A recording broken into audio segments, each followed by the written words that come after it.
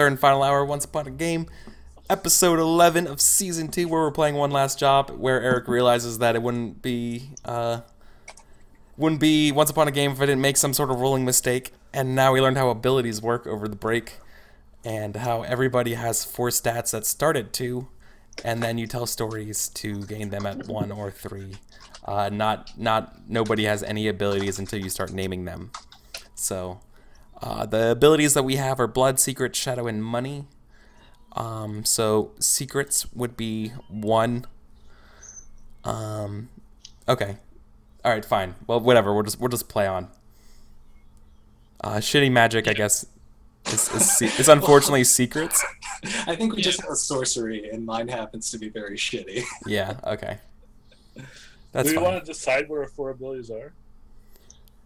Well, they're all 2 unless people who already have 1 or 3 just pick the corresponding element. Yeah, but I guess it's like blood, sorcery, maybe. So, so we really Shadows. only established uh, like shadows, like this, Sorcery, talking. and sorcery as in secrets, right? Right. So Yeah. we still have 2 that are kind of up in the air, and that, if you want to define them, sure. Yeah. So they're 2. Defining You it can. comes up. Yeah. So Right. they're just that just means they're 2, right? Right. Okay. So Everything else is 2. So- Even like things not mentioned, if it doesn't fall into a category, it's still 2. yeah. Okay. So fictionally, you guys are in a procession, going down the street. You meet a yellow robed figure. He turns around and looks at you. You see something. It looks like it's crawling, or like something is almost like coming out of his face. You don't know what. All right. Uh,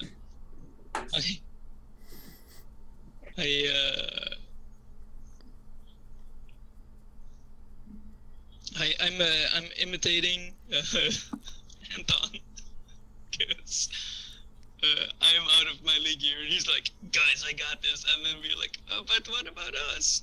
Uh, so I'm gonna spend some grit to give me some of my best try uh, of aiding in this procession and getting close to this guy without getting like. Okay. Yeah. So you're just gonna double down on singing this dirge. Yes. Okay. Even though I'm the worst at it. So yeah, you're gonna spend a grit. Yes. And I think we might be alright because the danger pool isn't that high yet. No, and you also didn't roll. Nobody rolls a 1. Nobody has like rolled a 1 yet, except me. For this scene.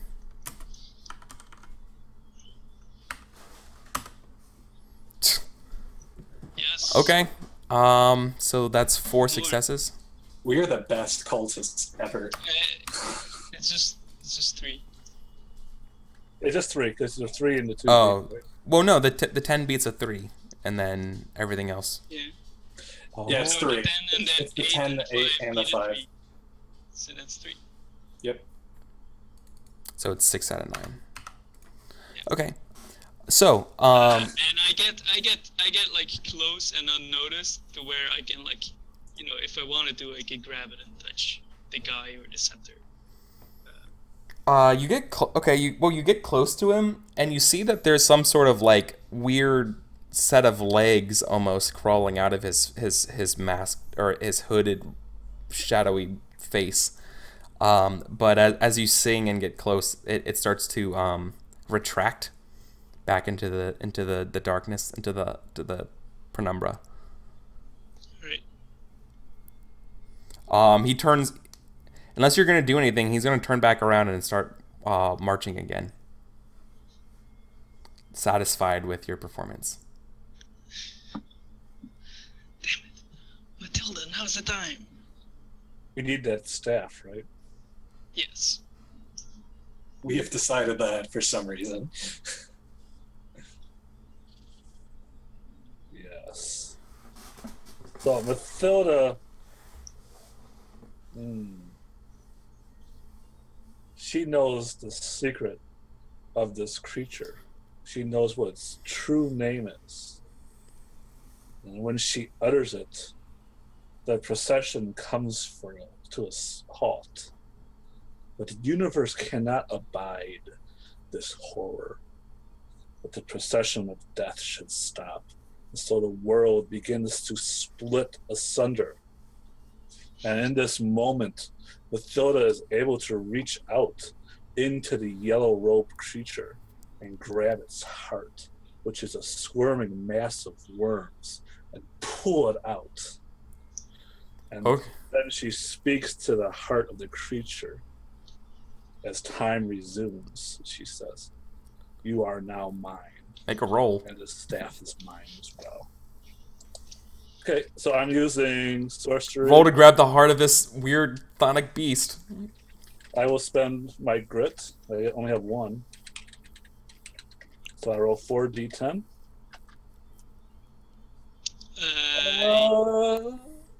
Well, you got a 10. Yep.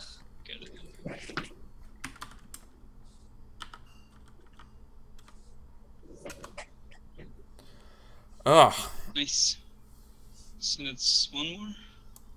So that's... How many successes is that? 2? 2 successes? One. Just one, right? No, you get one automatically. Okay. Oh, okay. Yeah, you get a mark. You automatically get a mark after for the completion track, but then for every other die, you get an additional success. Okay. Just want to make sure. Pretty sure that's right. Well, I think how it was Pretty is sure it's wrong, but whatever you say, because you're a dictator. Because we don't want to be torn apart. I thought the way it worked was like each die had to be higher than your highest die or success. Yeah. So the 10 is higher than 6, so we get a success, but the 6 isn't higher than a 6. Oh, so like which one? So all the dice that beat the highest one. It's not like you cross them out. That's what I was assuming. I think so. Okay, that makes sense. Okay, so then 1 success. All right, so we're at 2. 7 of 9. But the danger gets higher. Yeah. You do. So exactly as you said, you grab the heart, the wormy heart of this creature, as well as its scepter. However, there's a with the earthquakes, there's a loud bellowing call from the ocean. Something else is stirring. Uh-oh. So this finishes our round, so the danger pool goes up. By 2, yes. And we still have to get 2 more successes. Out of the water, like starts swarming this army of like deep ones, so like fish people, and they start to. I think they all are wearing like or like they're like yellowy, like they're like belong to this thing. Right.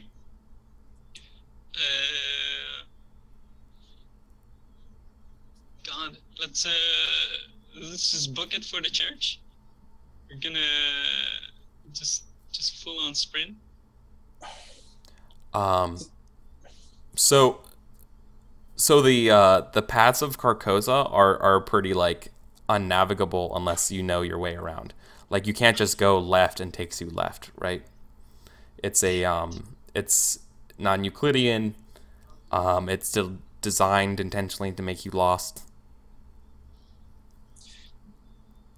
Okay, let's try something. I think Anton is going to try to hold them off instead of push on, and I think he like sees the situation break down. Like he thought he had kind of things under control and pacified with his dirge. He's a little irritated. He feels like Mathilda's really fucked everything up by like engaging this creature. Mm-hmm. So he sees the beast from the sea, and he looks around and he notices that their part in this is kind of being torn up. So he looks back and he speaks a harsh word that sort of reverberates in everyone's chest and causes like a splitting pain in the heart. And he tries to command some of the lesser creatures around him to engage and slow down the deep ones coming from the waters. And try Ooh. and buy them time. Okay. Roll your magic, your secrets. Or would that be... No, that's magic, so yeah. Yeah, it's word magic, but I think it's still magic. Don't forget you get 1 because you're still the leader. Yes. Yeah. I think I'm going to spend my last grit. So that gives me 3 extra die, right? Yep.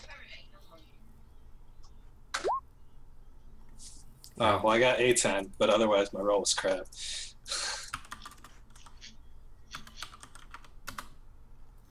Also, something happens because you get a 1. The danger pool goes up for the That's next right. one. Ooh. So, you got a 10 high though. 1 success. You got 2 successes. All right. So then you're able to. So all of a sudden, the beings of Carcosa rush to impede and fight the Deep One invaders. As claw and spear clash in the streets, the procession and funeral kind of just evaporates into just pure chaos. For a moment, you glimpse what appears to be a winding switchback staircase going up nearby hill to what looks to be like a chapel.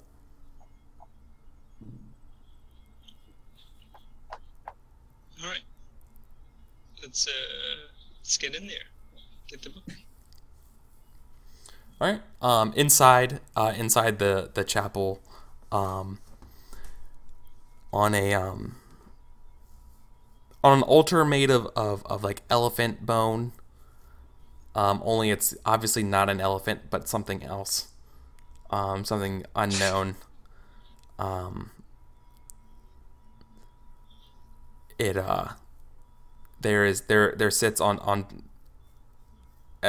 so I guess some sort of like flesh colored book sits on that altar. There's no chairs or anything like that. It just seems to be like in the middle of this little area. There's there's this altar and the book. At long last, it's the book. Right? It's the Necromonicon.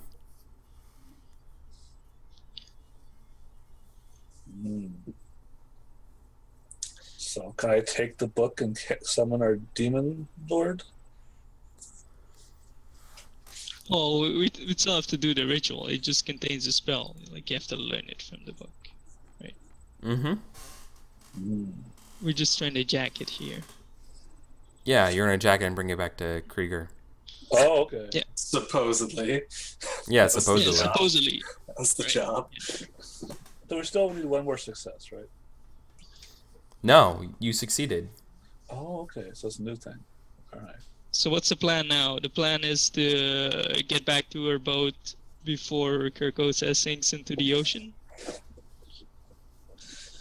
Yeah, that's actually perfect. Alright. So things are falling apart. You have the book, but you have to get out of here. Okay. Oh, is Yeah. Crocus being reclaimed by the deep ones? Is that what's happening? Yeah. So out of 11. Right. So who's the leader for this? Anyone? Like, I can do it, but I feel like I'm not. I feel like you are the leader because you're like I am? you are the extraction get out kind of person as well as get in, right? All right. All right. Sure. So who grabs the book? So, I'm the leader. I think Matilda grabbed the book. Yeah, I thought I would grab the book. Okay. And Is immediately struck Anderson. down by Dark Horse. Good. I All mean- is planned. The when you grab the book like pulses as if it had a heartbeat. Sure. I mean, let's just go, man. We don't have time. So I think I just run out into the street in the melee of fishmen, fighting fishmen, and just try to like kind of like punch run. Like I don't want to stop and fight, but I'm like fighting my way through, right? And like maybe plowing a path for our wizard friends. Yeah, I think you leave the you leave the church, and coming up the stairs are a small little cadre of fishmen. Yeah. So What I'm do just you gonna do? start fighting them, I guess. So start with 2 dice. You mean negotiating with One, them? because I'm the leader. No, we're running. We're not Okay. negotiating. You're negotiating with your fists. So you're Yeah. using, are you shadows then to get away? No, I think it would Be be blood? a new ability, like fighting or muscle or however we want to phrase it. It'd be blood. I guess It'd be it's blood, man. right? Hurt Blood. people. Yeah. Yeah, No, it's Ichor. that's fair. God, I really didn't want to be the first one. You don't have to be the Can worst. be the worst at it. You don't have to be, but you guys can be like, no, you're the fucking worst at it. Deal with it. I've had shit magic for 2 hours. So, I mean, I'm starting off with the. How many dice is it? 2.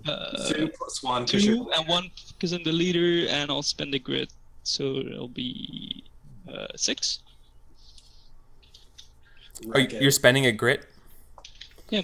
Yep, 2 plus leader plus that. 9s. Wow. As Wow. long as he doesn't roll a 10. Yeah. Oh. So Fuck, it's a draw. so we draw. Yeah. So you can get yourself hurt, which sets the GM's die highest. Could Yeah, do so some- All right. You would just lose your 9. Yeah. And he would take a point of stamina. Yeah, Which but would I then think give I- you 3 successes. I think I want to do something stupid, adding to the danger pool, but we'll get 3 of them, right? Yes. Either way, you get 3 of them. Okay. Yeah, is he gonna take the selfish route and make it more difficult Well, for everyone? The Or other is he 2 just would gonna take the point mean me of losing. Ooh. No. Okay. No, you would just Right. take a point of stamina. Oh, wait, yeah. If you No. You would still win because the 10 goes away. It just damages you. Oh, that's right. Only you would take 1 point of stamina. All right, And all have right. 9 Yeah, more. sure. That's actually better then. I'll get her. Okay. Oh, okay. Well, that changes things then. You take a point Yeah. of stamina. Mm-hmm. I just get like shredded by like fishman claws. Ooh. Ooh. Okay. You lose your jacket. Damn, Oh, man. That jacket. it's my favorite jacket. It's a Yeah. nice jacket. It was like pure leather. Okay. So you guys all like run through the skirmish. Going down the street, you see. Oh, I like the idea that you have to run through some kind of like corridor, and there's like shit falling all over you. So you have to like run and like dodge and evade this stuff that's like falling down like from the crumbling buildings and what do you call stuff that's made out of plaster? Whatever. Roof shingles, all that kind of stuff. Right. Carcosa is crashing and crumbling into the sea. Okay.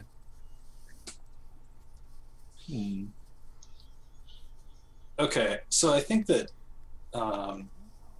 as we're running away, the island is not content to let us go, and so it continues to put meandering pathways and strange corridors and dark designs in our way. Yeah. So, And things are falling down on you in these corridors. so I think Anton is going to take a moment and try to like discern the path. Um, so he's going Hold to, them off. yeah, I guess so. Yeah, he's going to hold them off by trying to determine the best way to go to get them out. Yeah, that makes Uh, sense. Yeah.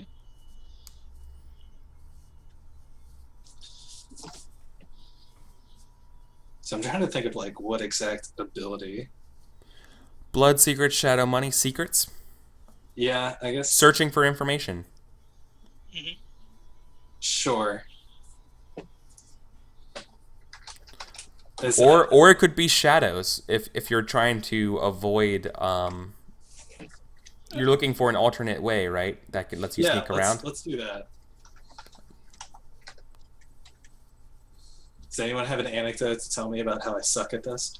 I After mean, you we can fail, give you, if you fail, we can give you a scar, and then we'll give you a 10. We can spend your grit. All right, I'll just roll. It's about time we fail at something, really. Straight 2d10. Yeah, I rolled it. Yeah. Oh, right. So, yeah, I think it's my first scar. So you're gonna give me a scar? Yeah. So when we summoned the Eldritch Horror in the Miami University, and you were like commanding it, right? And it was like this really weird moment where everyone was running for their lives except you, and you commanded it. But then it like physically touched you, and rather than die, it left like this horrible like Eldritch mark on you.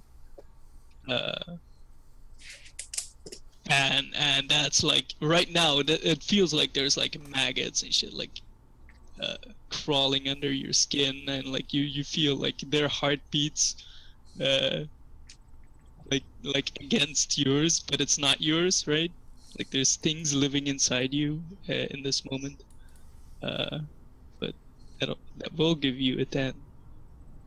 Okay, That is your scar. okay. I'll turn my 3 into a 10, and then I get 1 success. Then. So And you lose no stamina. I lose no stamina. I gain 2 grit. And you gain a scar, so if that comes up, it's -1 die. Yep. But otherwise, we gained 1 success, so we should have dropped the danger pool by 1. Yep. So the danger pool goes down to 4. I guess fictionally, you probably watch as Anderson tries to like take a step or something, and you like catch him, and like a split second later, like a giant like gargoyle like falls right where he was. That would like impaled him. Nice.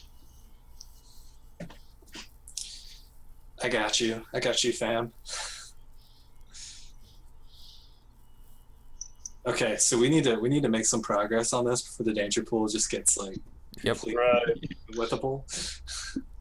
So I guess with Dota, seeing that all Like, these horrible things are happening, but this is all as planned. Mathilda knew they would not all leave this island alive, and that is why we needed that scepter. So she turns to the creature under her thrall, and she says, "It is time for me to join the ranks of the dead and become dead beyond dead. Do your magic, small creature." So it points the staff at Mathilda, and this horrifying black void envelops her. And you can see her skeleton. It's that bad. And when the creature is done, she is not there, but her shade is inhabiting her clothing. And you can see this ghostly image in this long cloak and this wide-brimmed hat, and all around her on the ground is the life that has been drained from her, and all the grass becomes greener and covered in ivy, and all these things grapple the fish creatures that are attacking us long enough for us to get to the ship. Okay, so that's sorcery. Is it though? Is it sorcery? Is it not ritual magic? No, What is it? What do you I'm think joking. I'm joking with you. It's absolutely ritual. So Matilda forsakes her physical body for power. Yeah, of course. Why wouldn't you? All right. It's just 3d10 for me, right? So Get to the chopper. You'd always just cast poop magic, I suppose. Do you want to spend grit? I don't have any more. Oh. I only ever got one because I linked back to the thing, and no one's ever given me a bad skill or any skill besides sorcery. So Well, you So might- 3d10. Yeah, might but, something but you're the best at it, though. thanks. Ugh. 10. Ooh. So you take stress from the transformation. Sure, of Now, course. I think we got to give her a scar. Yeah, you're gonna want to Give get me a a scar. legend or equipment before you give me a scar. Yeah, well, have more dice. that's okay. Give her the scepter equipment. All right. Yeah, It has to be in the past, though, doesn't it? So I couldn't have the scepter in the past. Well, I think that maybe we get a scene of Matilda like poring over old books like in ancient tomes and seeing a picture of this scepter in it.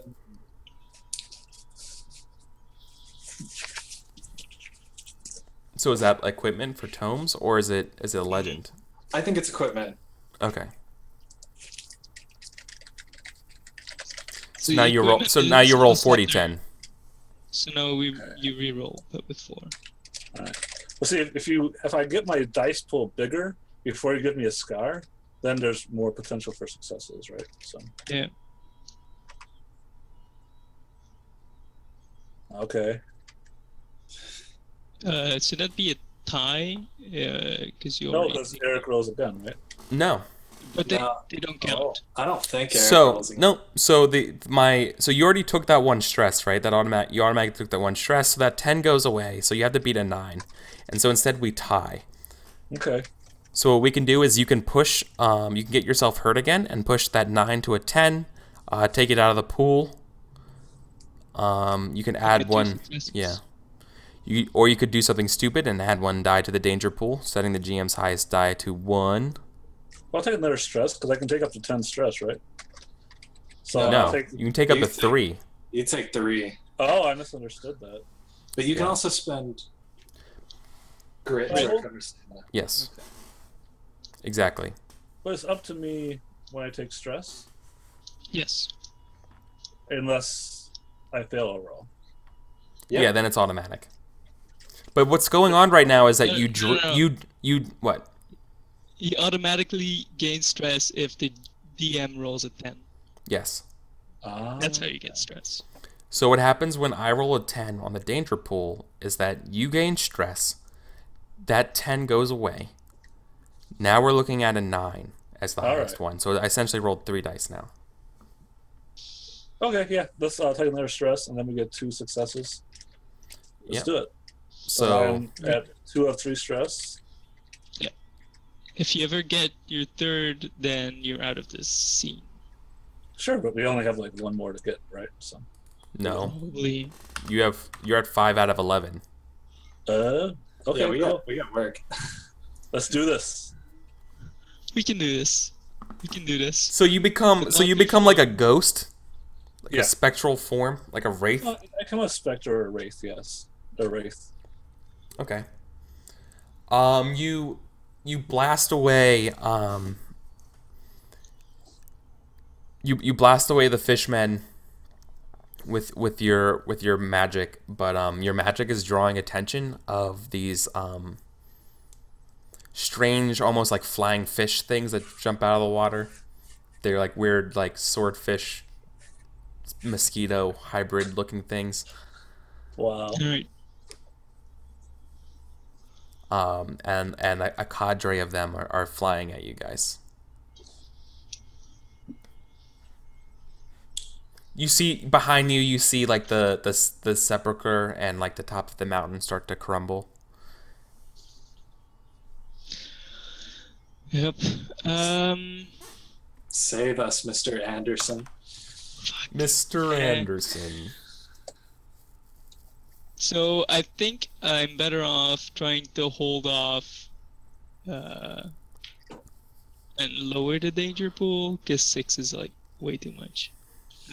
Yeah, but I mean, like, if we're not successful soon, it's just going to become 8, and then it's going to become 10. And the bigger it gets, the harder it is to lower it, because you have to beat him to get it lowered. I think we just have to go for it. YOLO, fuck it. Kinda. Alright. It's not a bad idea.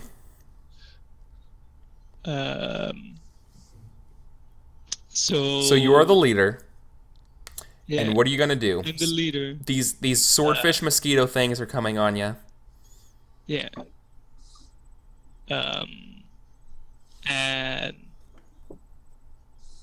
I think there is just a rare display of magic from Mr. Anderson, who is like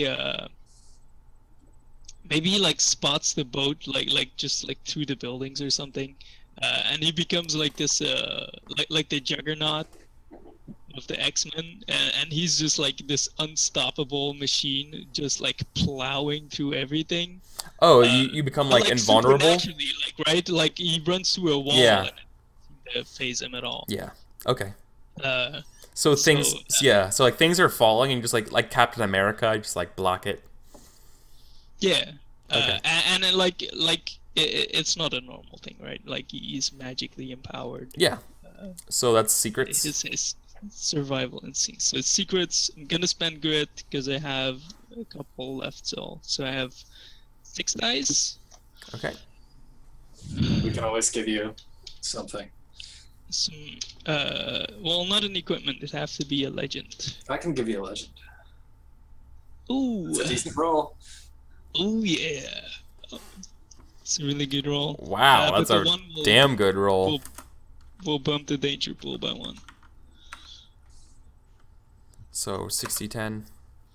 Ugh. Damn it. Fuck. So we take 1 stress. I take 1 stress. The danger pool goes up by 1 because I rolled a 1. Yeah, I did that. And we get 2 successes. Yeah. God. Yeah, the 10, the 9, we get 2. Right. That's Oh unfortunate. god. I guess I'll take it. So 7 out of 11. Are you taking the stress? Oh, that's right. So Wait, I think we see so you what stress? I mean, Because it's stamina. all the time. Then yeah. with the other one? Okay, yeah, I've got that. Sure. Maybe I get like stopped in my tracks by something. Well, hold on. Isn't it when a player rolls, did you count your 10 to that success? Right? Yeah. Yeah, okay. All right. So I think I just already marked it down and then you mentioned it. I'm like, wait, what? Double? But it's fine. It's just me. It's getting late. Yeah. Yeah, because if you win a conflict, you mark 1 success against the scene's completion track for every dice of yours that's higher than their highest dice. Yeah, I got it. So that would be when their 10 goes away. Okay. Yep. All right. So I think proverbially, I think your like mind's faltering you as your body's impervious to harm. Oh, okay. Memories of the catastrophe come back to you. In this moment of stress, perhaps some war memories that you may have suppressed. Yeah. Oh, dude, and it's like all survival instinct that Anderson is going on right now. Yeah, absolutely. All right. Okay. All right. We just need 4 more, guys. Okay, so what is actively happening right now? We're making our way back to the boat, and Yeah, you're more than half. You're like at the you're at the intersection basically where you saw the yellow thing. as far as being down that hill. You're being chased by the swordfish mosquito things. But Anderson has basically cleared a path for you running through these buildings, making these making almost like a tunnel through the rubble for you, or a channel through the rubble, I guess would be the better way of putting it. So what obstacles still stand between us and the boat besides distance? Swordfish. There's the distance, there's fishmen, there's flying fish sturges things. And there's earthquakes. There's earthquakes. As there's Carcosa Nicola, falls apart. A ghost now. Your friend's a ghost. Even alive. Yeah. like anything you want to make up, it's in your way. Things fall apart. Okay, I think that honestly, I think Anton is just upset enough that he's here to start busting some skulls, or fish skulls, or dead flesh, squishy worm skulls, something like that. Right. So I think as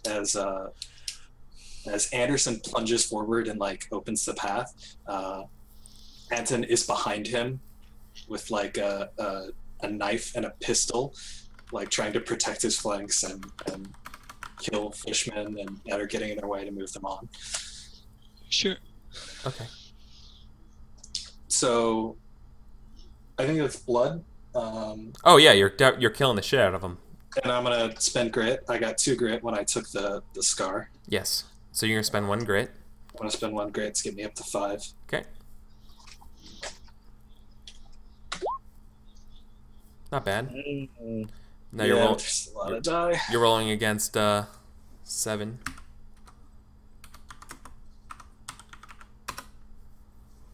Ooh. We tie. It's die. So. Can I tell a legend?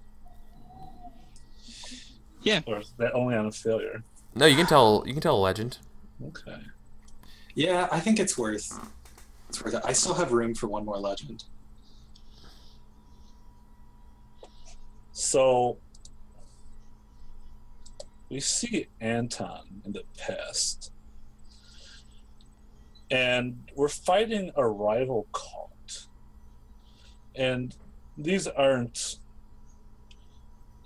cool cultists. They're just worshiping Cthulhu. And, we're really upset because they're just giving all of us a bad name. So we tell the other cultists, the cultist community, we're going to take these guys down a notch to prove that our God is that much better. So we walk in, Mathilda's got her magic ready. Anderson is just rocking the captain's pipe and just smoking it and giving this awesome stare. But Anton is this bookish guy, just reaches under his tweed Leatherman, his tweed jacket, and pulls out these twin Uzis and just mows down. Like Neo from the Matrix. And it's we're all just what the heck? This mild-mannered guy just mowed down. Oh wow! And we're just completely stunned. So man, Anton, you don't expect it, but he can be really ruthless. He's a ruthless killer. Yeah. So now reroll 6d10. Man, if I don't roll at least a 9. 10. All right. So at least 1 success. 1 success, and I didn't make anything worse. Okay, so I think that Anton's blood starts to get pumping like it does every time he gets in the heat of combat, and he can feel the siren call of the forces beyond, and they sort of bring out something dark in him that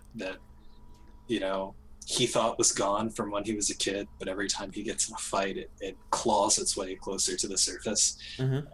And he kind of loses himself a bit in the madness, but he goes cutting cutting his way through the horde that is trying to come in on Anderson. Yeah, awesome. Yeah, you probably you probably like parry or like repost an attack by one of the swordfish mosquitoes. And like we see you start brandishing your guns. You probably I don't know. Yeah, you probably no, fuck it. You probably kill a couple of them. But you see like more on their way. All right, Matilda. So 8 out of 11. We're on the ropes. Also, don't forget you get a grit because you tied yourself into the Yeah. oh yeah, good for that. Nice. Thank you. I was gonna remind you about that. You weren't because you weren't grit when you mentioned your own or another character aside from the character with a triggering roll, or you refer back to a previous antidote or back to the catastrophe. Okay. Oh, okay. All right. So, I think I will use that grit for more dice, probably. But first, let's describe the terrible sorceress power that conjures this time. But she stretches out her hand in the direction of the ship, and this swirling mist of screaming banshees just comes out of nowhere. And this Is this her final form? No. Oh, of course, it's not even your final form. It's not even my final form, yo. So this cylinder of howling banshees forms, and it's like there's this tunnel of safety that goes to the ship, and the swordfishes are flying at us, and they crash into the wailing banshee cylinder, Barrier, and yeah. they're ripped apart. So now it's a cylinder of ghosts.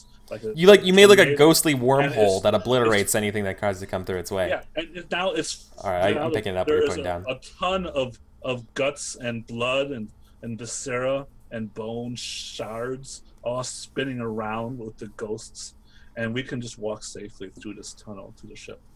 Okay. Well, you're gonna need to roll. So you roll triple ones. 60, 10. Well, you definitely got one against 70-10. Yes. One success. All right. The danger pool goes to 9. Fuck. No one rolled a 1 though. 9-11. That's okay. So we close. only need 2 more. Yeah, we only need 2 more. We can get there. All right. So like, Oh, I forgot to describe I had the scepter in my hand, but oh well, that's life. Just take scars. All right. there's a. I think I need to spend my grit to get more dice because also never gonna get out of it. So you make it to you make it to the boat, right? Like the tunnel holds. You make it to the boat, but Right. but the boat won't start. It needs more magic to get it out of here. The world's falling apart. The barrier is now beginning to wane. Eh. There's rocks and crashing, falling into the ocean. You have mere moments before you're consumed. What do you do? I can try to do magic. I guess. Can you like drag something in and throw So it in? you don't have to go first if you don't want to. Anderson. Yeah, go I know. first. All right, you go first. Then. Can I take my scarf first so I have grit to spend on this roll? I mean, I don't think so. No, I don't think so. I think it's when you. No, fail, you can only get- you can only get a scar when in turn of failure to success when another player mentions your scars. How do I get scars again? So you Another can- player must mention them. You can roll, and if you fail, I will give you a scar. Yeah, But I want a specific scar. Too bad. It's not. that's not how the game works. Curse you, game! You don't get to make a cool I'll character. just No, the game. Best character. No, You get the you don't get the hero you deserve, or no, you get the hero your friends think you deserve, not the hero you need. Mm. I know what happens. So Mathilda is on the ship, and her Who? ghostly Oh, okay. her ghostly presence sinks into the boards, and it's like it recognizes her. Oh, and you power the ship? As Mathilda walks down to the dark engine below the The decks, darkest engine. and she walks into its corridors. Like before, we just saw the mouth and the strange spikes. But in the ghostly realm, it is a realm of terror in and of itself. But Mathilda is undaunted because she holds the scepter. And with the scepter, she tames the beast that is the engine. All right. So Mathilda will tame the engine with the scepter. So it feeds upon her, but does not consume her. And it makes us all go far away. So I guess I roll 40-10. 9. Well, that's not bad. He might not roll a 10. Oh, he rolled 2 10s. So Two tens. So I'm out of the scene. Lets you take a scar, right? Well, Yeah. I mean, he still takes those stamina hits regardless. No. it's- I think No, because that's a scar. A scar Oh, that's removes right. damage. So we have to give you a scar. yeah, give me a scar. Then I can turn Did you any have of my something? dice to a 10. Brad, What? did you have something to give him as a scar? Do you have something better? Well, do you have anything?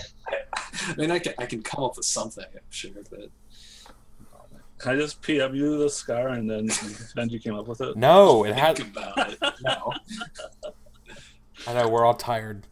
All So right. I think maybe at this point,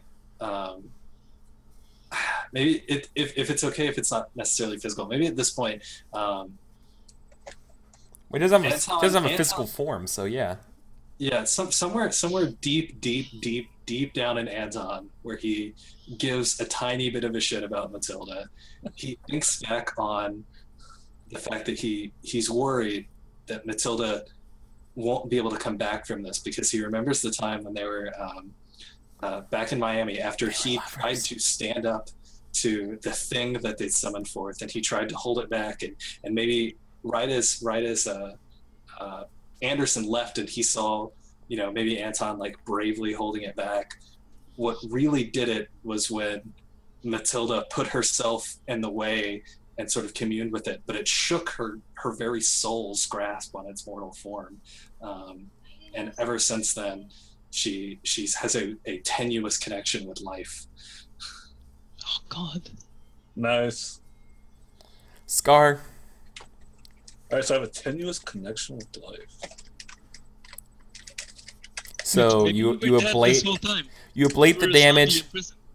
You ablate the damage. The tens go away. Okay. Then your highest is a 7. And I change any of my dice to No. a 10. Yeah, you turn. Yeah, and you change one of your dice to a 10. So I changed a 3 to a 10. Then I have 2 successes, right? Yes. Is that how it works? Is that actually how it works? I have no Scar, idea. it says right there in roll 20, scars let you turn any of their dice to show a 10. And they lose no stamina this round. So if any of my dice, and of course I would choose my lowest die, right? Wait, Yeah. where's it say that? And Oh, roll 20. scars let you turn any of their dice to show 10, and they lose no stamina this round. Yeah. And if that rule is correct, then I changed a 3 to a 10, so I get 2 successes. Well, all right, we're 11 out of 11. Oh my god. So you start the ship as Carcosa is finally succumbing to the ocean, along with the fishmen, and everything just seems to be washing away in tsunamis and rocks and stuff, and just escaping the waves and the rocks and the I don't even know, just the madness is this little tiny schooner called the Tsunami, trudging through the night black seas. Um, what happened to the book when you transformed? Oh, I turned into a ghost with him, of course. It's a ghost book. Okay. So, I hope Krieger is fluent in Ghost. yeah. Don't So worry, we did I'll it. use some new horrible sorcery so that you can read it. So we did it. That's GG. it then. You got the Necromonicon out of Carcosa. Oh god. That Holy was shit. long. That Yeah. this third hour was way better than the second hour. I think us getting it and you being like, Eric, you're wrong. This is the way it's being played. It's supposed to be played, and it's like, oh, this is way more fun. Like, pro Like, tip, if you're gonna play in an occult horror story, don't be shitty at magic. Yeah. And then definitely don't make your magic language themed when you want to be good at language, because no matter how you phrase anything, it will just turn into magic and you're still shit.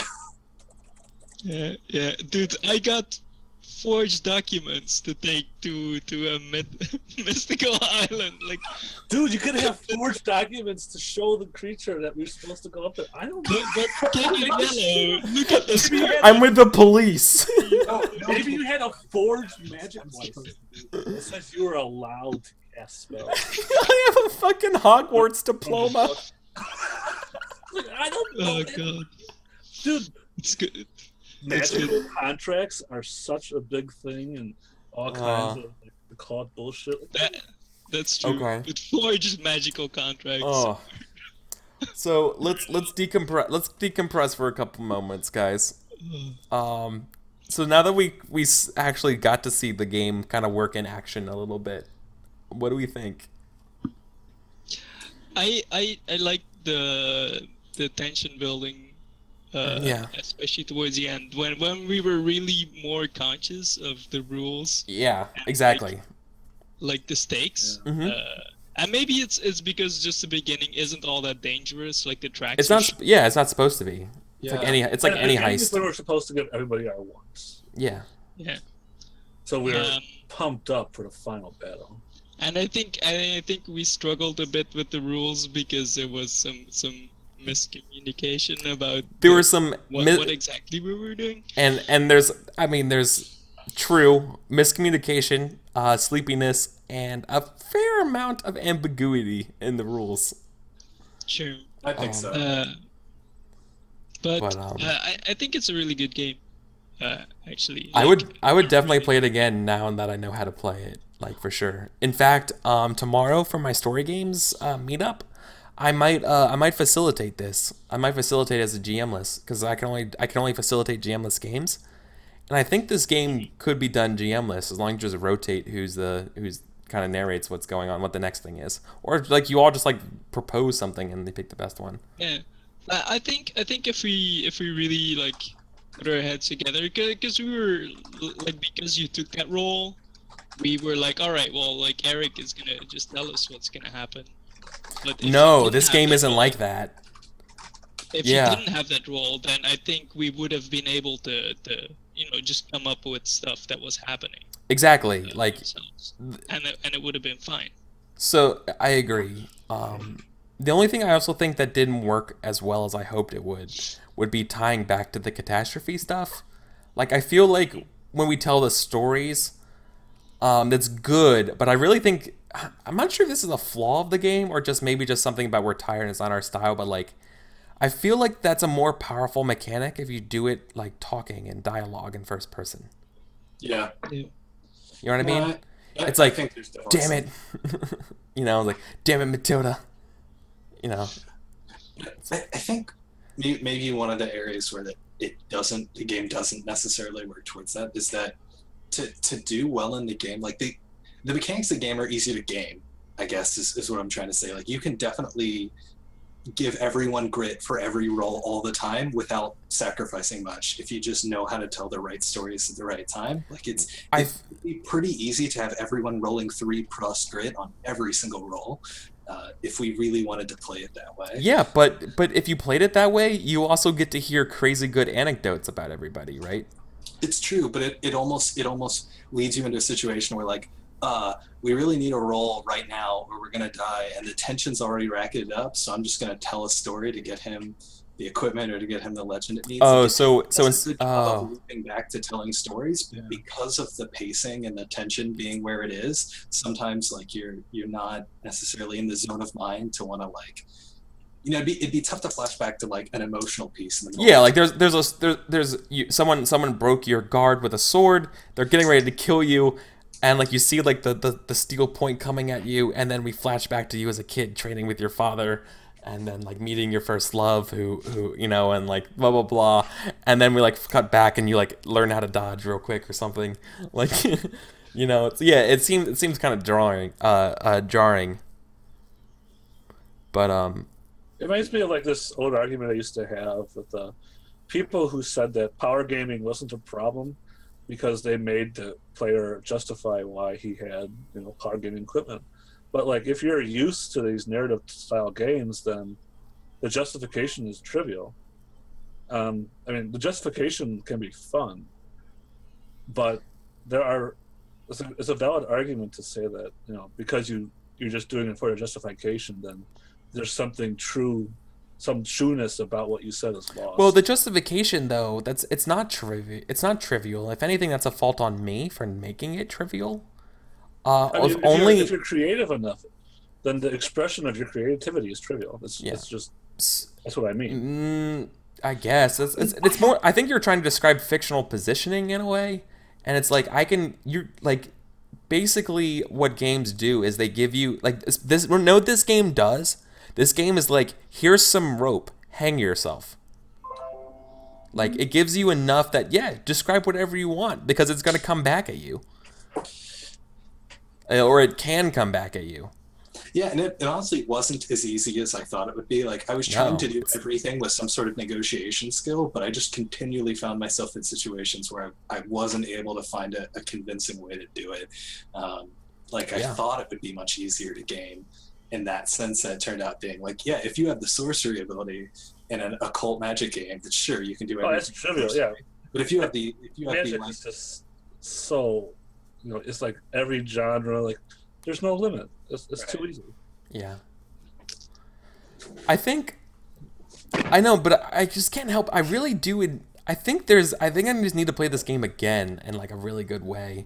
I think there's a lot of potential here. I really like the idea of using the relationships between the characters and a backstory that's like painful to like push you over the edge to succeed in the moment. Like that idea is super cool. Like playing with that idea and making it work is something I need to do more. Like that's kind of what Mirror Shades wanted to do in a way. Like draw on drama outside of the fight to give you bonuses in the fight. I don't know. I think I want to play this game again. I don't think I did it. I don't know. I think there's more juiciness left on this bone at the end of this evening, right? Like, I need to gnaw on it some more. Sure. Oh yeah, I definitely do it more though. So, yeah, I wonder. Challenging character. Well, I don't think we would do a version with magic or far more limited magic. Oh right. Definitely. Like The Hobbit, like with magical items or some shit. But all right, the other coin of that is like if like magic didn't exist and we just had big ass guns doing, we could still be like, I just shoot everyone and then I roll dice, right? Yeah, but then you start dealing with the cops. Like it doesn't then really comes GTA. change Yeah. the game. Yeah, that's true. That's a good point. I feel like I just need to play this game more to see a little bit more of these edge cases, but I think what really hurt us was like not really defining our abilities in the beginning.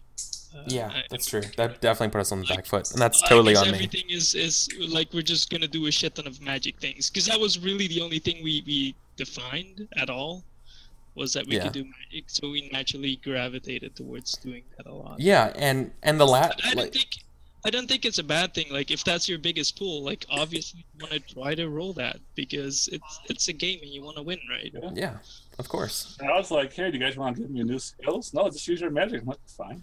Oh, I mean, Blades has a similar issue though, right? Yeah, whispers are really undefined. It's usually like a decided, figured out the table sort of thing. Yeah. I was also thinking about the Lurk and the Rook's Gambit move, where you can basically just take one stress and just do whatever you want with one That's skill. true. But there's a cost associated with doing that. Like, Sure, it's one stress though. It's like I not. think it's more in the most recent playset Oh, maybe it's two. too. I don't know, but it's not like there are games that are out there that are doing the same thing. So it feels like it's an issue, but I mean, people keep putting it into games, so I don't know if it is. I think ultimately it's like, you know what, it is probably an issue. It can be abused, but at the same time, it can also be a lot of fun. I think that's ultimately what it is. It justifies like creativity, It Yeah, rewards you exactly. for being creative, and it Exactly. gives you a way to play the way you want to play, even against different obstacles. Exactly. It's not forcing you to do this route thing. Right. It gives you more options, which I think that's good. Yeah, no, I like this game. I think this game does fit its market, like its target, its scope. It's within scope. It's definitely feels like it's some sort of like action movie where you're returning and doing this thing and trying to get out before you perish. Which is cool. Like it reminds this The actually raising stakes is really good. Yeah. This is really good. in a way you could really use this for the Devil John Moulton. Like you could I just miss those. I've been meaning to go back to your thoughts on it. yeah, like you could use this rule set to play the Devil John Moulton. Like the idea of occultist people tracking down revenge, the goal of the heist is to kill the Devil John Moulton, right? And like to do that, we have to hunt him down in this rail town. We have to hunt him down and find his bride at the at the monastery, and then we got to or like you could do fucking Diablo, like. We have to go hunt down Baal at this thing. We have to do this thing at that thing, and then, and then go to hell and then kill him. Like you could do a lot of like things in this type of game. But Yeah, you said like you set like your goal, and then whatever objects are in your way, and Yeah. then I think the stakes kind of come up naturally, right? As yeah, EP goes up, as your stamina goes down. But yeah. Pudding Cat, thank you so much, man, for tuning in as well. You mentioned this felt more heisty to me than when I ran Leverage, which is pretty crazy because Leverage is like the heist RPG. I guess it's heavily inspired Blades, so it's definitely a heist RPG. I mean, I don't know if it's the heist RPG anymore, but yeah, like But I will say this has been the gamiest game that I have seen, at least on Once Upon a Game. oh yeah, this is very mechanical. The rules and mechanical dice and stuff were very much in the forefront. I guess. I mean, it's essentially the same as Inspectors, in a way. This game feels to me much more like Inspectors with a different style to it. I almost feel like once you got this game down, that the rules would kind of fade. Exactly. Like the rules are in your way because you're not figuring out how the game wants you to engage. You're not. it. Yeah.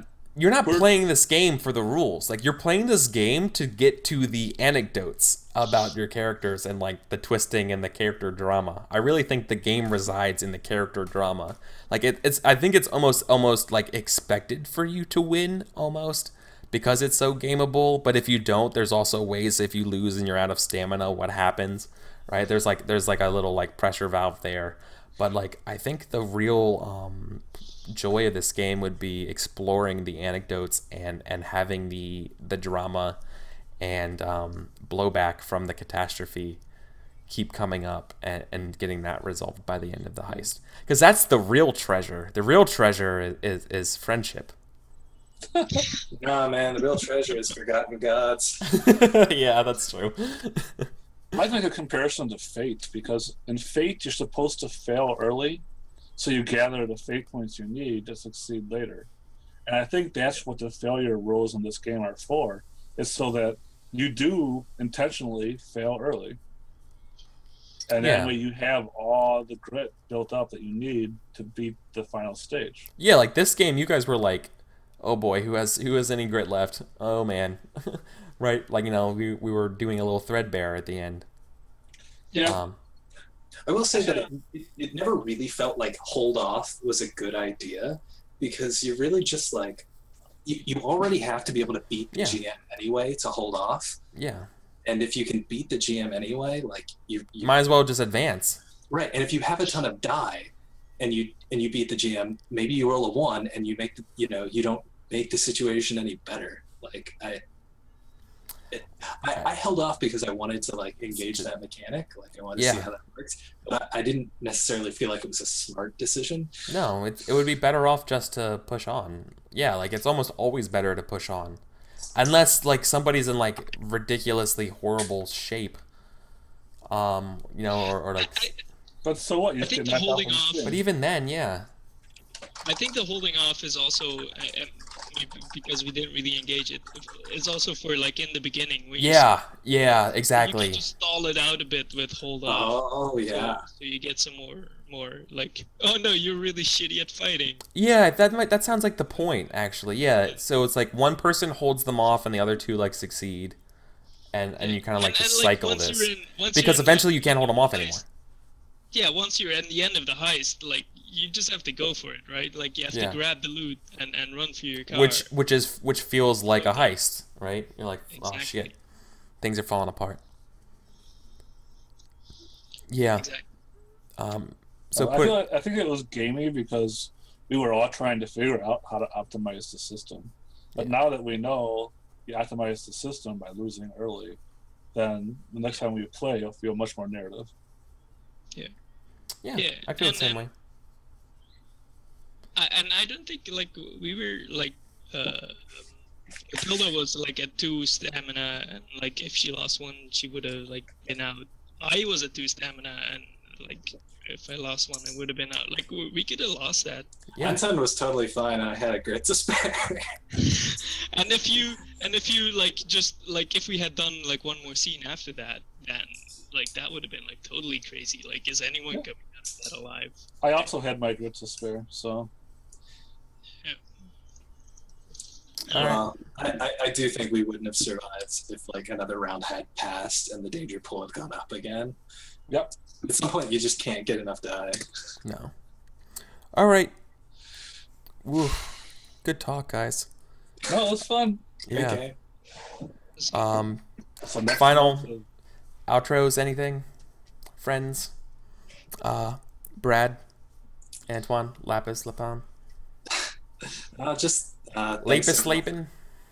Yeah, I would say it in French, but I would just get people mad at me. Yeah, thanks for everyone for coming out tonight. It's great to have an audience. It's great to see people react while we do this. I had a great time playing the game.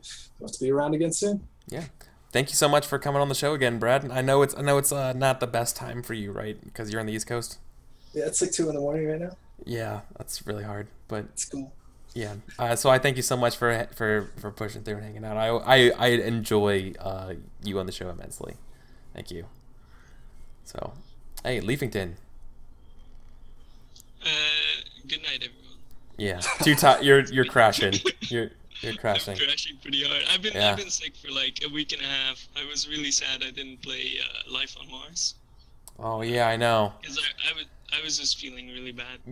I know it's kind of getting to this part where Once Upon a Game, like, shows are actually booking up, and we're having too many people, not enough games scenario, which I mean is a pretty good problem to have for me. Like, that makes me feel really good, right? And it makes me feel that you guys want to play these games. I didn't know you were sick though. I wish you good health, my friend. Well, I'm getting over it now, but now I'm like really tired. So. Yeah, of course. Yeah, go. See you guys. Hopefully, go take care. On Once Upon a Game. Yeah, Golden H, man, always a pleasure. Just heart out to all of Eric's fans, and it's fun playing all these story games, and I hope I get to play some more in the future. Absolutely. Everybody, I want to thank Dead Sunny for the follow this evening. I want to thank all my awesome hosts tonight. I want to thank my players tonight. I want to everybody. Thank you so much. Pudding Cat, Nanosphere, Dark Lavender. I'm missing a bunch of people. And who else? Is Spike Maw still here? I think. A bunch of people had to leave because it gets really late on the evening. But I just want to say thank you all so much for tuning in as always. You guys are regulars. It's super nice, super awesome to see the same faces come in here every day. You like this shit. If you want to play with me, if you're not on my Discord already, let me send you the link that way. That link takes you to my Discord channel. Go ahead and get signed up and stuff like that. Reach out to me there, or reach out to someone, and we can get you hooked up with the schedule so you can play with us. We'd love to have you on. February is going to be romance games, and March is going to be March Madness. So we're going to be dealing with games of madness and despair. The next Once Upon a Game will be this Sunday, which is Blades in the Dark. Right, everybody? Yeah, Blades in the Dark. I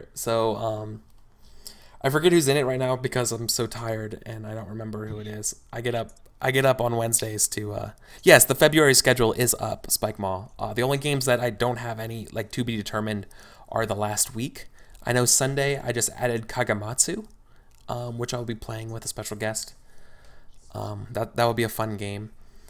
The rest of the games are already up there. There's spots available. So Blades in the Dark this Sunday, which would be a really interesting juxtaposition to One Last Job. Now that I've played this as well, to see a little bit more heist games. Let's call it Blaze in the Back. Yeah. So, yep. That's it tonight. Thank you so much. No streams tomorrow for me, but Friday I return with The Witcher.